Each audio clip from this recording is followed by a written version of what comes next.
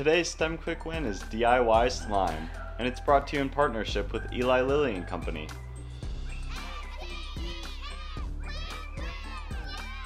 To learn more about the content behind today's STEM Quick Win, check out the activity sheet linked down below. Now let's get into the video. And today I am with STEM kid Gigi. So Gigi, I know we've talked about what matter is before. Do you remember? What's matter? It has mass and it takes a lot of space. Great, so it's anything around us that has mass and takes up space. Can you give me an example of something that's matter?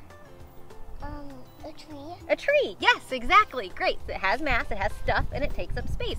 And then on the Earth, we know that there are 3 common states of matter, 3 forms that matter usually takes. Do you know what any of those are? A solid, a gas, and a liquid. A solid, a gas, and a liquid. Now, what's really cool is sometimes there's things on Earth that are not one of those 3 phases, solid, liquid, or gas. Sometimes we have things that are kind of a combination of 2. And we call one of these a non-Newtonian fluid. You remember that? So a non-Newtonian fluid, it's kind of half what and half what? It's like half solid and half liquid. It's like kind of like a solid and kind of like a liquid. Okay, what are we gonna make? Snowman slime. Snowman slime. So we're gonna take a couple different kinds of liquids and a couple different kinds of solids, and we're gonna mix them together in just the right way to create a non-Newtonian fluid. Are you ready? We're gonna start with the glue. So we're gonna measure this out for our recipe here. We have a 1/4 cup. We're gonna take a 1/4 cup glue. Great, you wanna hold that? Okay, and you can kind of use your little stir stick to scrape that out a little bit. Get all of that glue down in there. And then we're gonna take some baking soda. So just some regular white kitchen baking soda. We're gonna take just a 1/4 teaspoon of that. You wanna measure out a 1/4 teaspoon of that? There you go, and dump it in. So there's a solid going into a liquid. Great. You can kind of stir that up a little bit.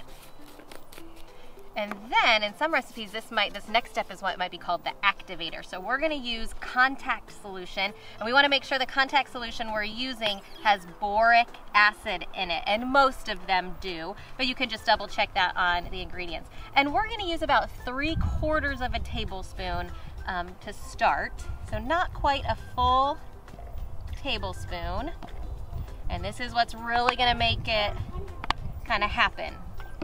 All right, so pouring that in, great. All right, so when it starts to get nice and thick like that, and we can, oh, look at that. So it's definitely kind of flowing like a liquid does, but it kind of keeps its shape like a solid. We can get all that down in here. Oh yeah. If it's a little too sticky, you can always add a little bit more contact solution. Oh yeah, there we go. Gather it all up. All right.